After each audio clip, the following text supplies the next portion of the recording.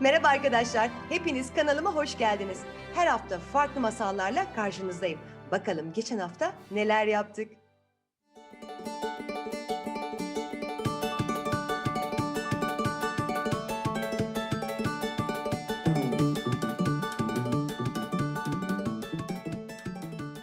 Evet, işte bu haftanın masalı. Parmak Kız. Hadi o zaman hemen başlayalım. Bir varmış, bir yokmuş. Çok uzak bir ülkede, bir kasabada yaşayan bir kadın varmış. Bu kadın yalnız yaşıyormuş, hiç evlenmemiş. Bu yüzden de hiç çocuğu olmamış. Ama en büyük arzusu her zaman olduğu gibi bir çocuk sahibi olmakmış. Özellikle de bir kız çocuk sahibi. Bunun özlemi yanıp tutuşurmuş ama tabii ki bir kızı hiçbir zamanda olmamış. Günlerden bir gün bir arkadaşı ona bir peri olduğunu ve onun bütün dileklerini gerçekleştirebileceğini söyleyince onun yanına gitmiş ve ona sormuş nasıl bir kız çocuğu sahibi olabilirim diye. Bizim o peri ona böyle bir tohum vermiş ve demiş ki bu tohumu alacaksın ve gidip bir saksıya dikeceksin. Ona su vereceksin, güneşte tutacaksın, onu seveceksin ve bir bakacaksın bir gün bir kız çocuk sahibi olmuşsun demiş. Bizimki şaşkınlık içinde almış bu tohumu, hemen eve gelmiş. Hemen bir saksı almış, içine koymuş ve ne yapmış? Sulamış, işte güneş görmesi için onu şu arkamda gördüğünüz pencereye koymuş ve gün geçtikçe böyle heyecanla beklemeye başlamış. Bu saksı önce böyle küçük küçük yaprak vermeye başlamış. Sonra bir zaman geçmiş, bir bakmış daha da büyümeye başlamış. Heyecanlanmaya başlamış tabii ki. Gerçekten böyle bir şey olacak mı merak ediyor çünkü. Bir zaman sonra da saksı tam böyle bir çiçek haline gelmiş. Böyle değişik bir çiçek. Ve her gün onu öpüyormuş, kokluyormuş, onunla konuşuyormuş derken çocuklar bir gün bu çiçek açmış ve içinden tam bu kadarcık bir kız çocuğu çıkmış. Tabii bizimkisi şaşkınlık içine kalmış, inanamamış. Tam bir parmak kadarmış boyu. Onu görünce o kadar sevinmiş, o kadar sevinmiş ki bir mucize olduğunu düşünmüş ve ne yapmış?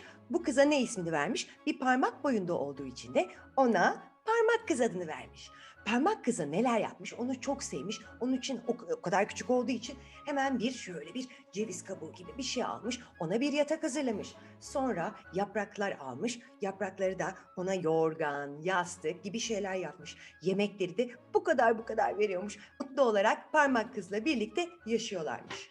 Neyse gecelerden bir gece başlarına bir olay geliyor. Ne geliyor? Bir tane oradan geçen bir çirkin bir kurbağa bizim parmak kızı görüyor. Parmak kızı görüyor güzelliğine, inanamıyor, bayılıyor ve şöyle diye düşünüyor. O diyor, oğluma harika bir kız. Ben bu kızı alıp götürürsem bizim göle oğlumla tanıştırıp evlendiririm diyerek onu alıyor ve kaçırıp götürüyor. Nereye? Tabii ki bir göl kenarına, bir nehir. Tabii ki oraya getiriyor çocuklar.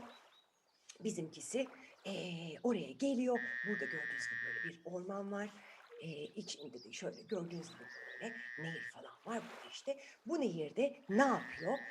Normalde nehirlerin ortasında gelincik denen bir yaprak vardır. Bilmiyorum biliyor musunuz? Kendinden oluşur. Böyle bir yapraktır ve böyle de bir sapı vardır. Tam da böyle gölün ya da nehrin ortasına yetişir. Bizim parmak kızı üstüne koyuyor, tamam mı? Ve parmak kızı üstüne koyduktan sonra neden öyle yapıyor? Çünkü oradan gidemeyecek. Bizim sonuçta parmak kız herhangi bir yüzme bilmiyor, hayatında yüzmedi. Belki deniz, havuz, göl bile görmedi. Neyse bizim parmak kız uyanıyor etrafına bakıyor. Neredeyim ben diyor. Burası neresi? Etrafım sularla kaplı. Ben buradan nasıl gideceğim diye düşünürken tabii ne oluyor? Oradan bizim kurbağa bağırıyor. Ha ha ha ha ha, parmak kız. Seni oğlum için getirdim buraya. Onunla evleneceksin. Evlenmek mi? Ama ben çok gencim. Evlenmek istemiyorum. Hayır, oradan kurtulamazsın ve benim dediğim olacak dediğinde bizimkisi başlıyor ağlamaya. Oturuyor, ağlıyor, ağlıyor, ağlıyor derken bu sırada balıklar onun yardımına geliyorlar. Ne demek bu? Balıklar böyle deniz dibinden geliyorlar. Bunun yani Nilüfer'in altındaki bu sapı yiyorlar, yiyorlar, yiyorlar, yiyorlar. Böylelikle Parmak kısmının üzerindeydi. Ne yapıyor? Hemen o yaprak koptuğu için kökünden böyle nehirde gidiyor, gidiyor, gidiyor, gidiyor, gidiyor, gidiyor. Bizimkisi etrafa bakıyor bu arada. Kurtulduğu için sevindi ama nereye geldiğini de bilmiyor. Böyle suyun akışına doğru gidiyor, tamam mı? Neyse en sonunda bizimkisi karaya geliyor. Hemen oradan çıkıyor. Etrafına bakıyor, böyle değişik bir ormanda. Parıl parıl her yer. Hiçbir şey bulamıyor ama başlıyor koşmaya. Yeter ki oradan gitsin kurbanın elinden. Gidiyor, gidiyor, gidiyor, gidiyor, gidiyor derken çok yoruluyor artık ve bitap düşüyor. Çok da aç. Ne yapsın bilemiyor ama devam etmesi gerek. Yani bir yer bulması gerek. Annesi onu çok merak etmiştir. Ve hemen ilerliyor derken karanlık oluyor artık ve bir kasabaya geliyor. Kasabaya bakıyor, böyle etrafta bir iki tane ev var ama içeri girmeye korkuyor. Sonuçta tanımadığı insanlar, tanımadığınız eve girer misiniz? Kapısını bile çalmazsınız. Ama kimden yardım isteyeceğini de bilmediği için böyle kenara gidiyor, oturuyor ve böyle uyumaya başlıyor. Ve sonra neler oluyor? Tabii ki ne olacak? İlk karakterimiz masalımıza gelecek. İlk karakterimiz kim? İlk karakterimiz bir tarla faresi. Evet, ilk karakterimiz bir tarla faresi. Bu bir bayan, bir kız tarla faresi. Ne yapıyor? Şöyle söyleyeyim size. Normalde çok iyi bir fare. Fakat tek zayıf noktası ne? Açlık. Yani açlığa dayanamıyor. Obur, çok yemek yiyor, yemeğe bayılıyor. Yani ona sadece yemek ver, yeterli. Öyle diyeyim size. Neyse çocuklar, bizim tarla faremiz zavallı parmak kızı görüyor ve yanına geliyor. Ah diyor, güzel kızım, ne yapıyorsun sen burada? Parmak kız diyor ki işte böyle böyle başıma gelenleri anlatıyor. Ah diyor, sen çok açsın, çok da yorgunsun, çok da üşümüşsün. Hadi gel benim evime. Burada bir evim var diyor ve onu evine davet ediyor. Bizim parmak kız da gidiyor ve orada işte yemek yiyor, sonra onunla arkadaşlık ediyor derken ve ısınıyor tabii ki. Derken tarla faresi diyor ki bak, istersen sen de benimle burada yaşayabilirsin. Ama senden tek isteğim var. Sen de bana yardımcı olacaksın. Mesela ev işlerini sen yapabilirsin. Bizim parmak kız da tamam diyor, tabii ki, tabii ki diyor. Ve bunlar birlikte çok güzel günler geçirmeye başlıyorlar. Tabii ki annesinden uzakta. Fakat daha sonra da ne oluyor? Bizim masalımıza kötü bir karakterimiz geliyor. Köstebek. Köstebek kimdir? Hemen birazcık size anlatayım. Köstebek çok varlıklı, çok yemeği olan, neden yemeği olduğunu söyleyeceğim birazdan. Çok yemeği olan, ne diyeyim size, biraz kötü, kurnaz, arada kötü, kurnaz, çok çirkin. Tünellerde yaşıyor. Köstebekler biliyorsunuz tünel kazarlar ve tünellerde yaşarlar. Şöyle yapayım. Tünellerde yaşarlar. Işığı hiç sevmezler bu arada. Güneşi sevmezler. Çiçekleri, böcekleri hiçbir şey sevmezler ve karanlıkta yaşarlar. Karanlıkta yaşamayı severler. Tünel kazarlar ve evleri nerededir? Tabii ki yerin altındadır. Bizim köstebeğimiz meğerse bu tarla faresinin yan komşusu. Ve gidip gelirken ne görüyor tabii ki? Bizim parmak kızı. Ona aşık oluyor. Bir yolunu bulup onunla evlenmek için ne yapıyor? Çareler arıyor. Ve bir gün tabii ki bizim farenin evine geliyor. Bizim kızla tanışmak için. Ve bizim kızla tanışıyor. Kendini tanıştırıyor. Arada tamam, gözlüğümüzü de takalım. Köstebek olmak için neyimiz kaldı? Bir de saçımızı takalım hemen. Ve bizim köstebeğimiz geliyor. Merhaba diyor bizim parmak kıza. Sen ne kadar güzel bir kızsın. Oo, ben seni çok beğendim. Ben çok varlıklıyım. Çok da akıllıyım. Çok güzel de bir evim var. Yemek desen yemekten bol. Her şeyim var. E, ben seni beğendim. Senle evlenmek istesem deyince parmak kız diyor ki ne diyorsunuz? Ben öyle bir şey istemiyorum. Ben burada tarla faresiyle çok mutluyum. Bu arada tarla faresi tabii şaşkınlık içinde ama bu adamın o kadar çok yemeği var ki bizimkine diyor ki sen hiçbir şey söyleme. Eğer bu kızla evlenirsem sana inanılmaz yemek vereceğim deyince tarla faresi ne yazık ki fikrinden vazgeçip köstebeğin tarafına geçiyor ve onu ikna etmek istiyor evlenmesi için. Neyse bizimki diyor ki köstebek hadi bakalım gel istiyorsan sana bir de evimi göstereyim. Yok yok hiç gerek yok diyor bizim parmak kız. Aa diyor gel evimi gör derken bunlar çıkıyorlar çocuklar ve eve doğru gidiyorlar. Tam eve doğru girecekler, tünele doğru böyle gidiyorlar falan derken Bu arada yolda bir kırlangıç görüyor parmak kız. Böyle yatan bir kırlangıç ama hiçbir şey demiyor, tamam mı? Onunla birlikte gidiyor eve. Neyse evi görüyor falan derken hemen bir böyle bir bahane buluyor. Benim gitmem gerekiyor, çok işim var falan diyor ve oradan hemen ayrılıyor. Tekrar farenin evine dönecek. Neyse çocuklar, bizimkisi oradan ayrılıyor. Artık böyle birazcık da sabah olmuş, uzak bir yoldaymış. Neyse bizimkisi giderken hemen o kırlangıcın yanına gidiyor. Zavallı kırlangıç yerde böyle yatıyor, tamam mı? Böyle gidiyor yanına bakıyor.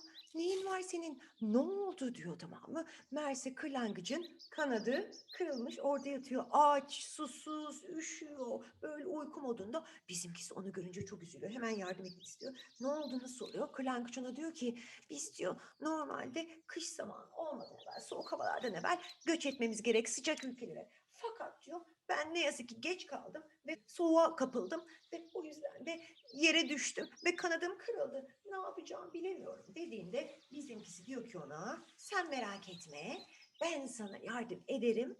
Ben sana her gün bir şeyler getiririm, yemek veririm. Neyse çocuklar, yine günlerden bir gün yanına geliyor, ona işte su veriyor derken günler geçiyor ve bizim kırlangıç iyileşmeye başlıyor. İyileşmeye başlayınca da artık uçup gidebilecek ve daha sıcak ülkelere, burası hala normalde biraz daha soğuk. Ve bizim parmak kıza diyor ki parmak kız benle gelsene.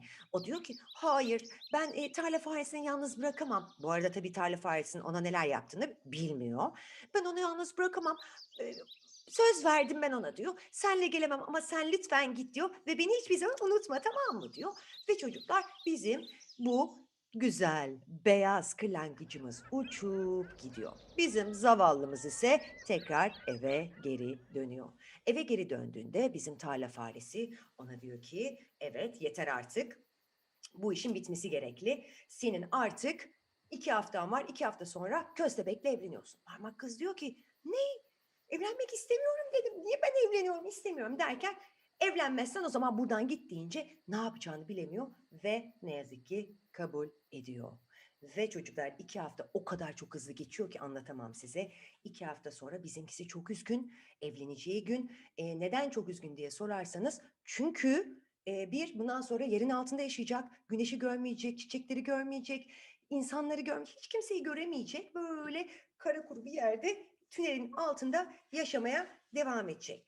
Neyse, o gün çok çok üzgün ve ağlamaklı. Tarla farelesine gelip veda ediyor bir daha göremeyeceği için. Ve ona diyor ki lütfen diyor, eğer kırlangıç gelirse ona söyle, onu çok sevdiğimi, bir daha görüşemeyeceğiz, ona veda ettiğimi söylersin diyor. Derken birdenbire bir ses geliyor çocuklar böyle. Bizim kırlangıç kanatlarını çırpa çırpa geliyor. Yanına geliyor bizim parmak kızın ve ona diyor ki parmak kız, görüyorum ne halde olduğunu. Hadi gel benle gidelim buradan. Parmak kız böyle sağa sola bakıyor. Diyor ki buradan en iyisi benim kaçmam gerekli. Evet diyor, senle gelmek istiyorum. Lütfen beni de al götür diyor. Ve beraber uçuyorlar çocuklar. Biniyor üstüne, uçuyorlar, uçuyorlar, uçuyorlar. Böyle sıcak ülkelere doğru gidiyorlar. Ve kırlangıç ona diyor ki seni inanılmaz bir yere götüreceğim diyor. Çiçekler ülkesine. O da diyor ki çiçekler ülkesine ne? Göreceksin dediğinde çocuklar uçuyorlar, uçuyorlar, uçuyorlar ve en sonunda muhteşem bir yere geliyorlar. Her yer çiçeklerle dolu. Kırlangıç ona diyor ki seni hangi çiçeğe bırakayım diyor. Çiçeğe mi? Evet diyor, burada herkes bir çiçekte yaşar dediğinde çiçeğini seçiyor bizimkisi. Bu çiçeği seçiyor. Bu güzel çiçeğin içine konmak istediğini söylüyor ve içine girdiğinde çocuklar ne oluyor? Meğerse çiçekler ülkesinde her çiçeğin içinde 2 kişi yaşarmış. Bir kız, bir erkek. Bir kız peri, bir erkek peri. Birlikte yaşarlarmış. Burası çünkü çiçekler ülkesi ve periler yönetiyormuş burayı. Ve bu çiçekler ülkesinde de bir prens varmış, tabii perilerin prensi, ama prensesi yokmuş. İşte şans eseri tabii ki ne oldu? Bizim parmak kızımız bu çiçeğe kondu ya. Meğerse bu konduğu çiçeğin içinde bizim prens yaşıyormuş.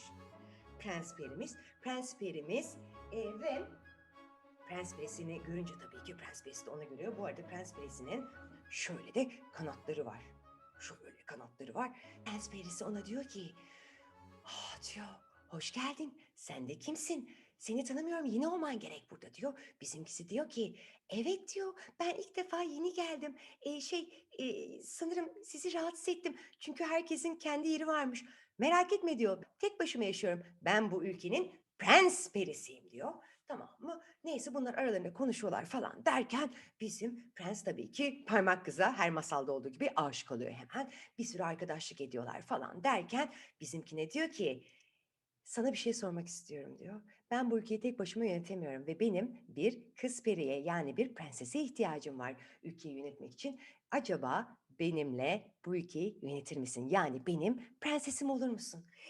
Bizimkisi ilk defa, tabii bugüne kadar kaç tane evlenme teklifi aldı biliyorsunuz. Tabii ki o da çok beğendiği için ve burayı çok beğendiği için, harika bir yer olduğu için kabul ediyor.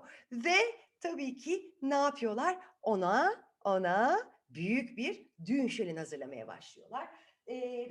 Bütün ülkedeki periler, işte çiçek ülkesindeki periler, böcekler, kuşlar, herkes buraya davetli ve herkes hediye getiriyor bu arada. Hediye getiriyor derken bir sürü hediyeler olabilir. İşte ballar, çiçekler derken ona tabii ki ne yapıyorlar? Tacını takıyorlar. Ama bu hediyelerin içinde en önemli hediye ise ne diye sorarsanız tabii ki sineğin getirdiği hediye. Ona uçabilmesi için bir çift böyle kanat getiriyor. Böyle kanat getiriyor. Bundan sonra bizim parmak kız uçabilmeye de başlıyor ve uçuyor, uçuyor. Ve son olarak da en önemli şeylerden biri ona diyorlar ki senin adın neden parmak kız? Bu kadarcık olduğun için mi? Ama biz parmak kız ismini sana yakıştıramıyoruz. Sana daha güzel bir isim vermeye karar verdik. Bundan sonra eğer izin verirsen biz sana Maya demek istiyoruz. Ve tabii ki parmak kız çok seviyor bu ismi ve bundan sonra ona Maya demeye başlıyorlar. Maya ve Periler Prensi birlikte hayat boyu burada güzelce yaşıyorlar ve bu masalın da tabii ki sonuna geliyoruz. Haftaya yeni bir masalda görüşmek üzere. Eğer beğendiyseniz lütfen abone olmayı da unutmayın. Hoşça kalın.